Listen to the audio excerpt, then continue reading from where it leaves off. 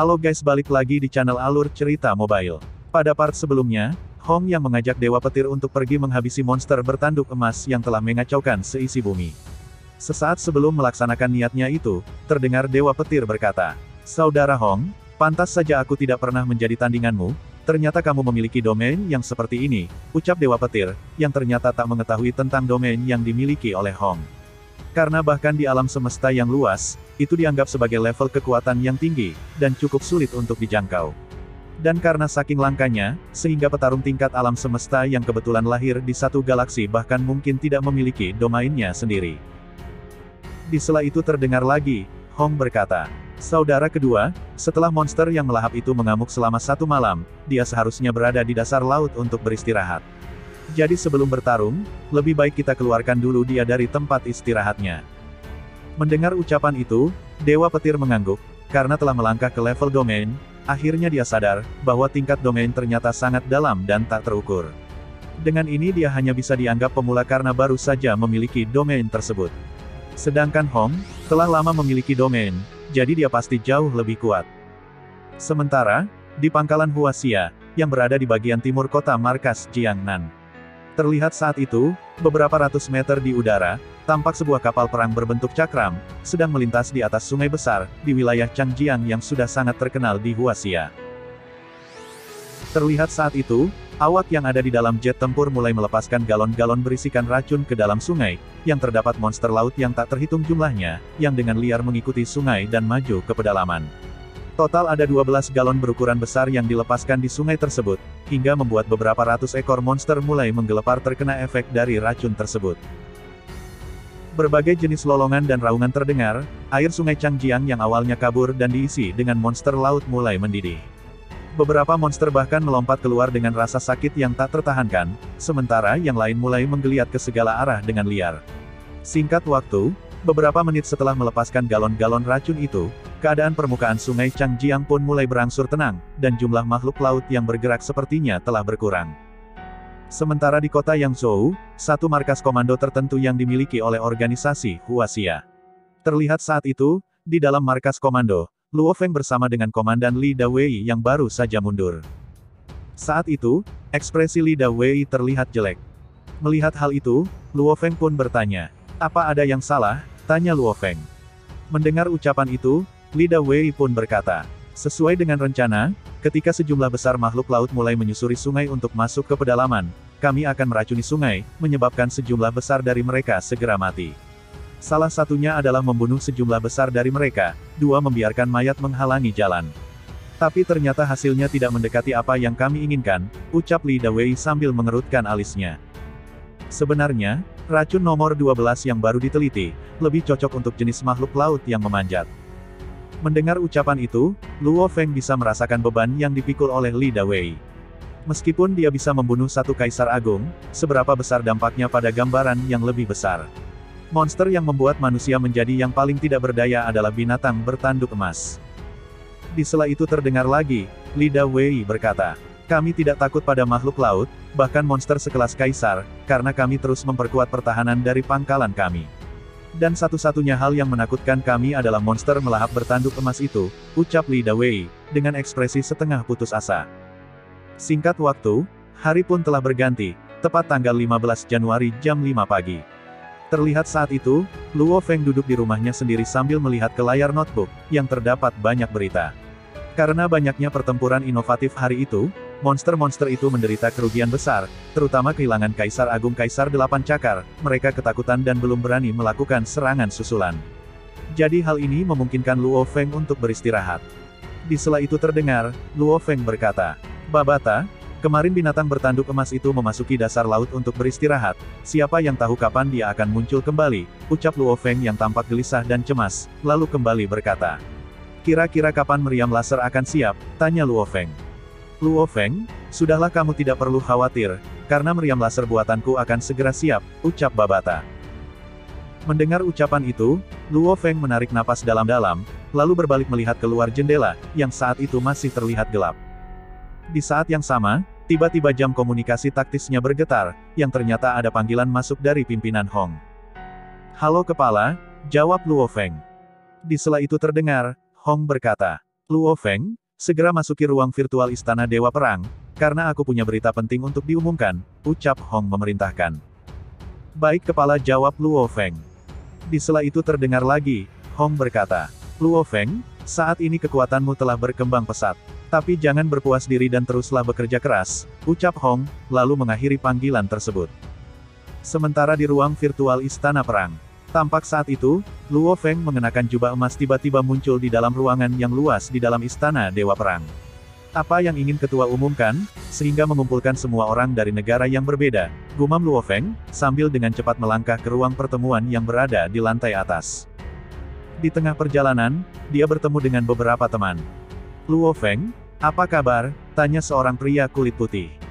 Oh Terence, ternyata kamu. Saat ini aku baik-baik saja, sahut Luo Feng lalu kembali berkata. Bagaimana situasi di Eropa? Sangat buruk, saya perkirakan dalam setengah hari, 6 pangkalan di Eropa akan memulai pertempuran habis-habisan dengan makhluk laut, ucap Terence sambil menggelengkan kepala. Mendengar ucapan itu, Luo Feng pun berkata, saat ini, seluruh situasi dunia sangat buruk, tapi yang lebih buruk pasti dari pihak Amerika, karena mereka adalah yang pertama menderita serangan dari binatang bertanduk emas. Kalau negara-negara Asia masih baik-baik saja. Namun, menurut berita yang diterima, di tempat-tempat seperti markas Jiangnan diperkirakan akan mulai memerangi makhluk laut dalam beberapa jam lagi, ucap Luo Feng. Sementara di dalam ruang pertemuan, terlihat banyak orang mulai berkumpul. Di sela itu terlihat, Hong dan Dewa Petir yang duduk berdampingan. Di sela itu terdengar, Hong berkata, semuanya, tolong perhatiannya. Saat ini di saat genting ini, saya memanggil kalian semua untuk mengumumkan sesuatu yang sangat penting, ucap Hong dengan tatapan tajam. Di sela itu terdengar lagi, Hong berkata, semua orang tahu, bahwa kemunculan tiba-tiba dari binatang bertanduk emas telah membawa bencana terbesar ke bumi. Dan jika kita tidak segera membunuhnya, kemungkinan besar, bumi dan umat manusia akan dimusnahkan oleh monster itu. Binatang yang melahap itu, adalah binatang luar angkasa dari alam semesta, kecepatan pertumbuhannya sangat cepat. Saat ini, kita mungkin tidak dapat menghadapinya sekarang, dan kita bisa saja bersembunyi di dalam kapal dan bertahan hidup. Namun, jika tidak melakukan perlawanan, itu sama saja memberikan kesempatan padanya untuk memperkuat diri. Dan jika saat itu tiba, kita tak akan bisa melarikan diri lagi, ucap Hong, dengan wajah dipenuhi dengan rasa sakit dan kesedihan. Mendengar ucapan itu, Luo Feng pun menganggukkan kepalanya, karena dia juga setuju dengan hal ini. Sesaat kemudian terdengar lagi, Hong berkata, binatang bertanduk emas adalah binatang luar angkasa dengan garis keturunan paling elit. Ketika sudah dewasa, dia bisa menjadi penguasa sektor, karena itulah, kita harus membunuhnya. Dan itu kewajiban bagi kita semua, ucap Hong dengan wajah serius. Iya benar, monster itu harus mati, lanjut Dewa Petir, yang berkata dengan dingin. Di sela itu terdengar, seorang perwakilan asal Amerika berkata, Ketua kedua, kita semua tahu kita harus membunuhnya, tapi bagaimana caranya? Bahkan bom hidrogen seberat 1,5 juta ton tidak bisa membunuhnya. Apa ada rencana lain yang kita miliki, ucap perwakilan tersebut. Mendengar ucapan itu, para perwakilan lain pun langsung menggelengkan kepala, mengingat sinar laser terkuat bahkan tidak meninggalkan bekas di tubuhnya.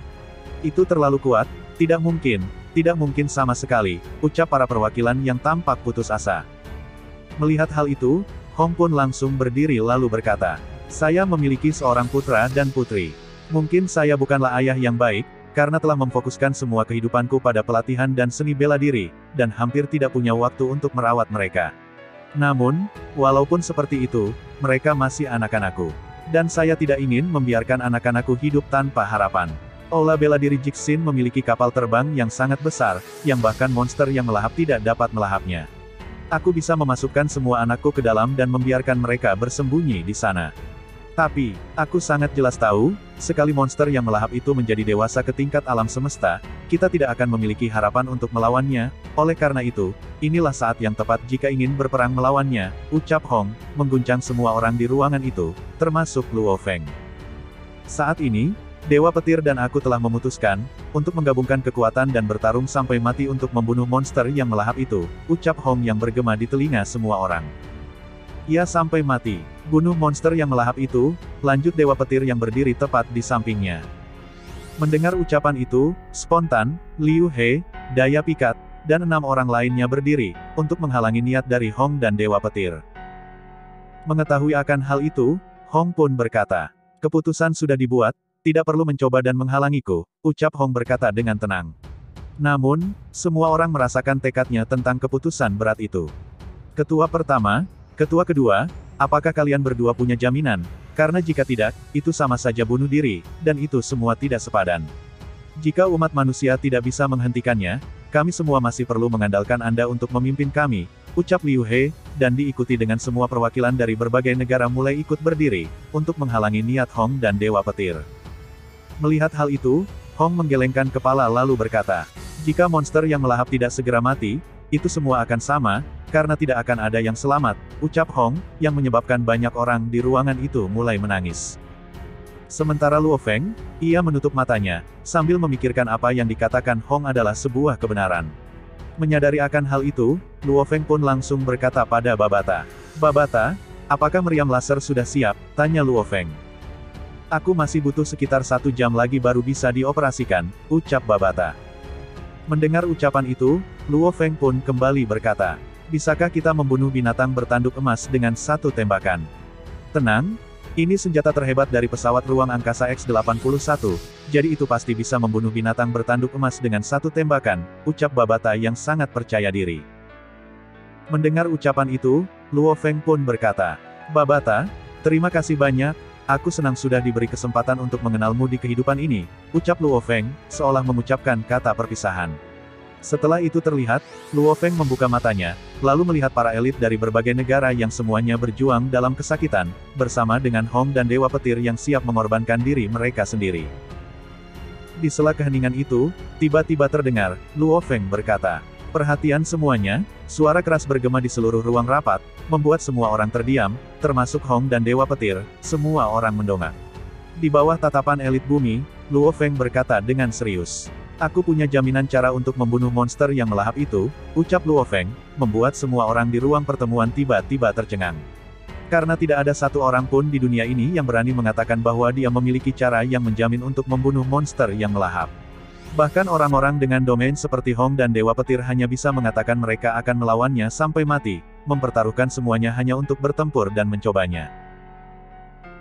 Sementara Hong, setelah mendengarkan ucapan itu, ia pun langsung menatap Luo Feng dengan tajam, lalu berkata, kamu, apa yang kamu katakan, ucap Hong mempertanyakan. Di sela itu terdengar, Dewa Petir berkata, apa yang kamu katakan, aku tidak mendengarnya dengan jelas, dan bisakah kamu mengulanginya lagi, ucap Dewa Petir. Di saat yang sama, Jia Yi pun ikut bicara. Luo Feng, apa yang barusan kamu katakan, ucap Jia Yi sambil meraih Luo Feng, dengan suaranya gemetar karena cemas, mengingat saat ini, Luo Feng berbicara di depan para elit dan pimpinan berbagai negara. Di saat yang sama, para pemimpin dari berbagai negara serta pejuang perwakilan semua menatap Luo Feng, hampir seperti orang-orang yang hampir tenggelam melihat perahu penyelamat lewat. Banyak dari mereka mulai membersihkan dan menggosok telinga mereka, khawatir mereka mungkin salah dengar. Beberapa bahkan menoleh ke rekan mereka di samping dan bertanya apakah dia mengatakan yang sebenarnya. Saat itu, perasaan semua orang bercampur aduk, ada yang gugup, cemas, gelisah, dengan emosi yang berbeda-beda. Sementara Luo Feng, ia tampak menarik napas dalam-dalam, sambil melihat orang-orang di sekitarnya, lalu berkata, aku bilang, aku punya jaminan cara untuk membunuh monster yang melahap itu, ucap Luo Feng tanpa keraguan sedikitpun. Luo Feng, apa kamu benar-benar punya jaminan? Apa yang akan kamu gunakan untuk membunuh monster yang melahap itu? Luo, kamu sedang tidak menggertakkan, tanya satu demi satu, para elit yang berada di ruangan itu, seolah tidak percaya dengan apa yang dikatakan oleh Luo Feng. Melihat ruang pertemuan yang mulai bising akibat diskusi dari orang-orang tersebut, Hong pun berteriak keras, dan menyuruh mereka untuk diam, membuat ruang pertemuan berangsur-angsur menjadi sunyi. Sesaat kemudian, Hong kembali berkata dengan keras, saya akan bertanya pada Luo Feng, jadi semua orang harap untuk tetap tenang, ucap Hong, lalu berkata pada Luo Feng. Luo Feng, apa yang akan kau gunakan untuk membunuh monster yang melahap itu? Jangan beritahu aku, kau akan bertarung dengannya, ucap Hong memandang Luo Feng. Ruang pertemuan berisi para ahli terkemuka dunia. Setelah mendengarkan Luo Feng, akankah mereka tahu apakah dia benar-benar punya jaminan atau dia hanya berbohong? Mendapat tatapan mencurigakan seperti itu, Luo Feng pun berkata, saat pertemuan terakhir, saya meminta catatan semua reruntuhan arkeologi di bumi dan informasinya dari pimpinan Hong. Mendengar ucapan itu, Hong pun mengangguk, karena informasi itu memang diserahkan kepadanya secara pribadi. Di sela itu terdengar lagi, Luo Feng berkata, ketika monster yang melahap itu muncul, saya juga sangat khawatir. Dan saat itu, aku berpikir bahwa reruntuhan arkeologi mungkin memiliki beberapa informasi atau senjata untuk menyelamatkan dunia. Walaupun ada banyak reruntuhan yang tersebar di seluruh dunia, tapi sebagian besar telah digali oleh beberapa negara, dan hanya 3 yang tersisa, karena memiliki tingkat bahaya yang sangat tinggi. Mendengar ucapan itu, hampir seisi ruangan tampak terkejut, karena mereka jelas tahu, dari 3 bahaya besar dan tingkat bahayanya. Di sela itu terdengar, Hong berkata, ya benar, di antaranya nomor 1, 12, dan 31, yang mana, itulah reruntuhan yang belum pernah digali oleh manusia. Dan dari ketiga ini, reruntuhan mana yang kamu tuju? Tanya Hong saat itu, mengingat setiap orang di bumi tahu bahaya dari 3 reruntuhan ini. Aku masuk ke reruntuhan ke-12, tepatnya di kapal hitam, ucap Luo Feng, membuat orang di dalam ruang pertemuan itu menganggukkan kepala, namun dengan ekspresi wajah yang sangat kaget, mengingat sudah banyak orang dari tiap-tiap negara yang dikirim ke reruntuhan nomor 12, namun tidak ada yang pernah selamat, dan Luo Feng malah masuk di kapal kematian itu. Di sela itu terdengar lagi, Luo Feng berkata, kapal itu memiliki sistem pertahanan yang berupa sebuah jalur utama, yang dilindungi dengan lasernya. Ketika aku masuk, memang ada beberapa senjata yang rusak. Namun, senjata target tunggal terkuat sejenis meriam laser, masih dalam kondisi hampir sempurna. Dan aku juga memperoleh beberapa robot teknisi dari kapal dan saat ini sedang diperbaiki. Saya yakin ini akan segera siap digunakan. Mendengar kata meriam laser, beberapa orang pun tampak curiga dan kehilangan harapan, mengingat meriam laser yang digunakan, tidak dapat melukai tubuh si monster bertanduk emas.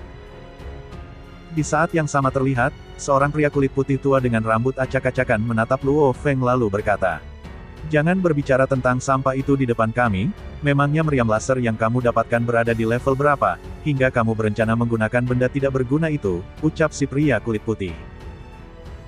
Mendengar ucapan itu, Luo Feng sedikit terguncang, karena tak mengetahui jenis dan kelas dari meriam laser tersebut. Untung saja saat itu, Babata segera berkata padanya, bahwa meriam laser ini berada di kelas B6. Mendengar bisikan dari Babata, Luo Feng pun berkata, meriam laser itu dari kelas B6, ucap Luo Feng, membuat semua orang terlihat kaget. Ya dewa, kelas B6, umat manusia telah diselamatkan. Umat manusia telah diselamatkan, ucap orang tua dengan rambut acak-acakan itu begitu bersemangat hingga dia mulai menangis dan tertawa di tempat. Di saat yang sama, beberapa perwakilan di sampingnya bertanya, peneliti Bruce, laser B6 ini, seberapa kuat senjata itu? Mendengar pertanyaan itu, Pak Tua Bruce pun mulai mengamati sekelilingnya, lalu berkata dengan lantang. Sudah sejak lama kami mempelajari tentang laser yang cukup kuat untuk membunuh monster. Kami memulai penelitian kami dari meriam laser yang telah rusak, yang kami temukan di reruntuhan kuno. Saat itu, saya memperoleh beberapa informasi, kekuatan meriam laser di alam semesta dipisahkan ke dalam tingkatan yang berbeda. Tingkatannya adalah A, B, dan C, ini adalah tingkatan utama untuk meriam laser. Misalnya, meriam laser A1, bisa membunuh prajurit level 1 penjelajah bintang biasa. Dan meriam laser A2, bisa membunuh prajurit level 2 penjelajah bintang biasa. Dan seterusnya, kelas A9 bisa membunuh prajurit level 9 penjelajah bintang. Dan meriam laser kelas B, sangat berharga di alam semesta. Meriam laser B1 dapat membunuh prajurit level 1 bintang normal, dan meriam laser B6, dapat membunuh prajurit level 6 bintang. Menurut beberapa informasi, tingkat senjata ini bahkan tidak ditemukan di armada antar bintang, ucap Bruce, membuat ruang pertemuan seketika meledak dengan suara sorakan dan diskusi. Banyak pakar dan elit terkemuka kehilangan ketenangan karena kebahagiaan mereka. Di sela itu terlihat, Hong memandang Luo Feng, lalu berkata, Luo Feng, terima kasih banyak, ucap Hong sambil tersenyum. Mendengar ucapan itu, Luo Feng pun berkata, iya kepala sama-sama, sahut Luo Feng, yang langsung dipotong oleh Hong. Tidak perlu memanggilku kepala, saat ini, jika kamu menghormatiku, jadilah seperti Dewa Petir, panggil aku Kakak Hong, ucap Hong sambil tersenyum, tanda terima kasihnya pada Luo Feng, mengingat jika pertempuran sampai mati terjadi, dia hanya memiliki peluang 20-30% untuk menang. Jika dia bisa menghindari kematian dan masih membunuh monster yang melahap, siapa yang masih rela bunuh diri? Ya Kakak Hong, teriak Luo Feng. Hahaha bagus, bagus, aku sudah lama tidak begitu bahagia seperti ini, ucap Hong yang kehilangan ketenangannya. Di sela itu terdengar lagi, Hong berkata, dengan memasang wajah serius. Luo Feng, aku tahu kecepatan meriam laser dapat mencapai kecepatan cahaya, monster yang melahap itu tidak memiliki kesempatan untuk menghindar. Namun, jika dia tidak mati dalam satu tembakan, monster yang melahap itu pasti bisa melarikan diri di bawah tanah dan dengan cepat menemukan cara balas dendamnya untuk menghancurkan meriam. Itu sebabnya hanya ada satu kesempatan untuk membunuhnya. Walaupun meriam laser dikenal sebagai meriam ringan dan cepat. Namun, setelah tembakan pertama, tembakan kedua akan membutuhkan beberapa waktu untuk mempersiapkan dan mengisi daya. Dalam waktu singkat itu, monster yang melahap, dengan kecepatan yang luar biasa itu pasti bisa melarikan diri. Saat dia lolos, maka monster itu tidak akan memberi kita kesempatan lagi, ucap Hong mengingatkan. Saya mengerti, ucap Luo Feng sambil menganggukkan kepala. Singkat waktu, pertemuan di ruang virtual pun telah berakhir. Terlihat saat itu, Luo Feng berdiri di balkon rumahnya, sambil menatap lurus ke depan. Di sela itu terdengar, Babata tertawa keras, sambil berkata, Luo Feng, meriamnya sudah selesai, hahaha, aku Babata terlalu hebat. Sudah lebih dari 800.000 tahun tidak digunakan, aku masih punya cara untuk memperbaikinya, ucap Babata diselingi gelak tawa yang bergema di pikiran Luo Feng. Mendengar ucapan itu, Luo Feng pun terlihat senang, dia tidak berminat memikirkan kesombongan Babata, dan dia malah bertanya. Di mana senjatanya? Keluarkan dan biarkan aku melihat, ucap Luo Feng. Sial, jangan terburu-buru, cobalah memberikan sedikit pujian padaku, ucap Babata, lalu kembali berkata. Jika ingin melihatnya, harus ke tempat yang luas, ya setidaknya diperlukan panjang 6 meter, lebar 6 meter, tinggi 3 meter, dan balkon ini jelas tidak bisa menampungnya, ucap Babata. Kalau sebesar itu, siapa yang akan mengangkatnya, ucap Luo Feng sambil menepuk jidatnya. Mendengar ucapan itu, Babata pun berkata, panggil robot black metal itu, mereka akan dengan mudah mengangkatnya, ucap Babata, lalu kembali berkata. Dan satu hal lagi, kamu tidak memiliki cara untuk menggunakan senjata ini, jadi aku akan memasang sistem perintah pada salah satu robot black metal, karena menyerahkan pekerjaan semacam ini kepada robot adalah hal yang tepat, meskipun mereka tidak memiliki kreativitas, mereka tidak akan melakukan kesalahan dalam bentuk apapun untuk pekerjaan semacam itu, ucap Babata, lalu bergegas mengambil salah satu robot, dan dengan cepat dibawa oleh Babata ke ruang penyimpanannya, untuk melakukan program ulang pada salah satu robot itu. Singkat waktu, hari pun beranjak siang. Terlihat saat itu, jarum jam telah menunjukkan pukul 12 siang. Tampak saat itu, di balkon rumah Luo Feng, telah hadir Hong, Dewa Petir, Jia Yi dan lainnya, termasuk Luo Feng, total ada 12 orang berkumpul. Di sela itu terlihat, Hong tertawa saat dia melirik Dewa Petir, lalu kembali melihat robot black metal besar di depannya, yang sedang memikul senjata besar dengan panjang 6 meter, lebar 6 meter, tinggi 3 meter, seluruh strukturnya terlihat seperti terbuat dari kristal. Di sela itu terdengar, Mo Henderson berkata, bisakah satu tembakan benar-benar membunuh monster yang melahap itu? Tanya Mo Henderson yang tampak khawatir. Mendengar ucapan itu, Luo Feng pun berkata dengan percaya diri. Jangan tertipu oleh monster yang melahap itu. Walaupun panjang tubuhnya mencapai 180 meter, namun panjang otaknya hanya 20 meter. Sinar laser dengan diameter 5 meter ditembakkan ke kepalanya, maka kepalanya akan benar-benar meledak, ucap Luo Feng. Singkat waktu, menit dan detik berlalu, tak terasa jam telah menunjukkan pukul 5 sore.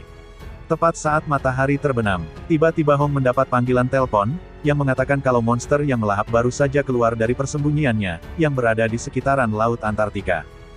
Dan hampir pada saat yang sama, komunikator arloji semua orang bergetar, memberitakan hal yang sama, dan scene ini pun, mengakhiri pertemuan kita di part kali ini, akhir kata, Friska di sini pamit.